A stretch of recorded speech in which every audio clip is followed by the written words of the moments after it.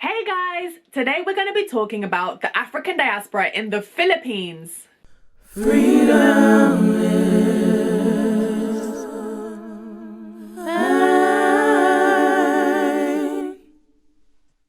I recently had the pleasure of researching this topic for a presentation for the USAP THAIBEATS, a Toronto-based initiative and virtual learning platform which seeks to foster solidarity between the Filipino community and Black and Indigenous communities around the world, particularly in Canada. You can follow their umbrella organisation, the PNA Collection, on Instagram for more information on upcoming events and free educational resources. Now, without further ado, let's get stuck in. There has been a small but documented Black presence in the Philippines since at least the 17th century. For those who don't know, the Philippines was under Spanish colonial rule for over 300 years, from the 1500s to 1898.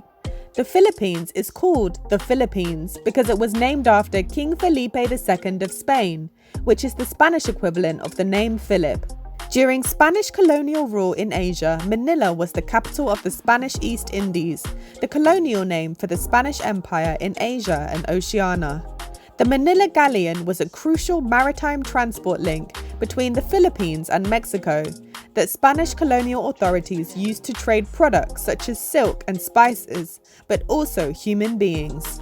Although enslaved Africans were not systematically trafficked from Africa to the Philippines as they were to Spanish colonial territories across Latin America, there was an enslaved labour force employed in the Philippines of which Africans were a part. Enslaved East Africans were usually bought from the Portuguese as part of their trade in the Indian Ocean. A huge catalyst in terms of Black history in the Philippines was the Philippine-American War. In a nutshell, towards the end of the 19th century, the Filipino population increasingly wanted independence from Spain, resulting in the Philippine Revolution of 1896.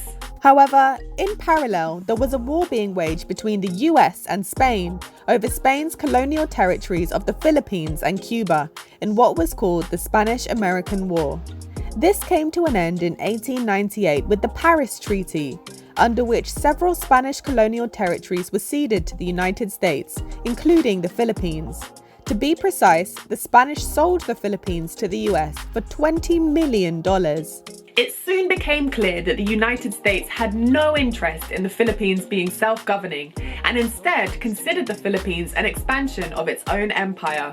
This led to the Philippine-American War in 1899, when revolutionary forces in the Philippines fought against US rule. As a result, the United States deployed thousands of troops in the Philippines, including 4 regiments of African American soldiers, known as Buffalo Soldiers, to fight against Filipino revolutionary forces.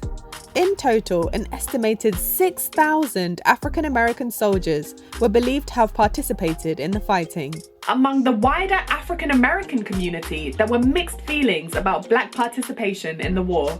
At a time when Jim Crow laws saw African Americans deeply oppressed and brutalized, African Americans who were in favor of joining the war felt that their contribution would mean they would see improved social and civil rights on their home soil in the US. However, African Americans who were against the war felt solidarity with the Filipinos who were fighting for their independence. They questioned how, as Black people, they could fight on behalf of the US, a country that treated them as second-class citizens and deemed both Blacks and Filipinos to be racially inferior. A key example is the African American journalist Ida B. Wells, who wrote that African Americans should not support US imperial expansion until they had equal rights in their own country. As a result, there was a certain amount of desertion amongst African American servicemen in the Philippines. None more famous than David Fagen, who would go on to be known as the legendary Capitan Insurrecto. Arriving in the Philippines when he was just 20 years old, David Fagen detested his white commanding officers and was regularly punished for flouting the rules. Eventually, he deserted his US regiment and decided to join the Filipino guerrilla fighters. His training and insider knowledge of US military tactics made him invaluable to the Filipino guerrillas, and he fought under General Urbano Lacuna. Although the US Army tried to suppress this information, several African-American servicemen were inspired by Fagan's example and joined the Filipino fighters. For almost 2 years, Fagan led attacks on US forces, and as a result, there was a bounty of $600 placed on his head. His fate remains a mystery.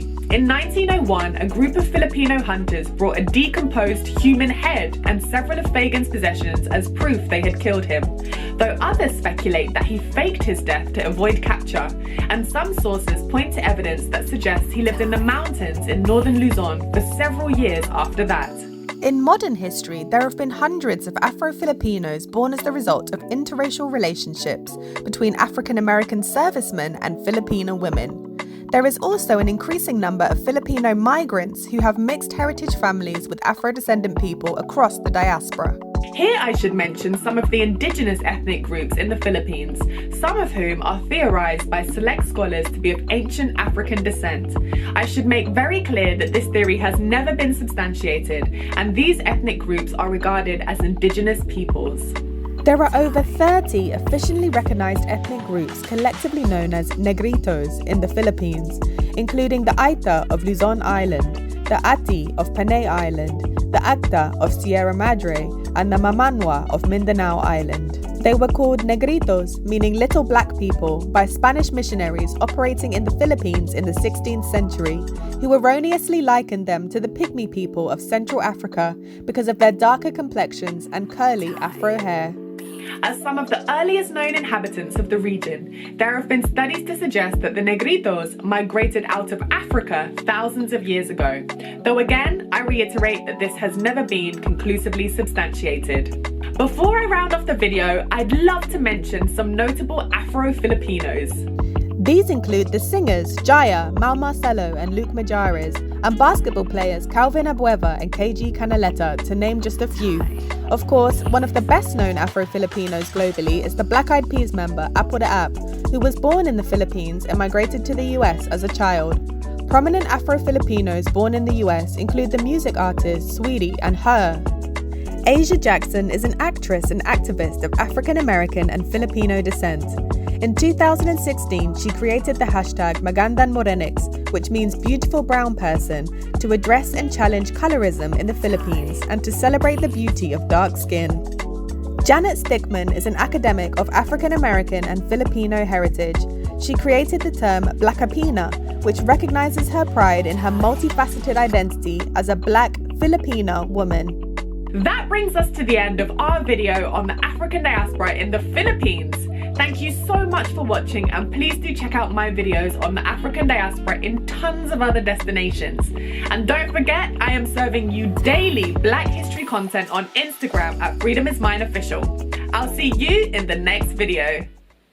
Freedom.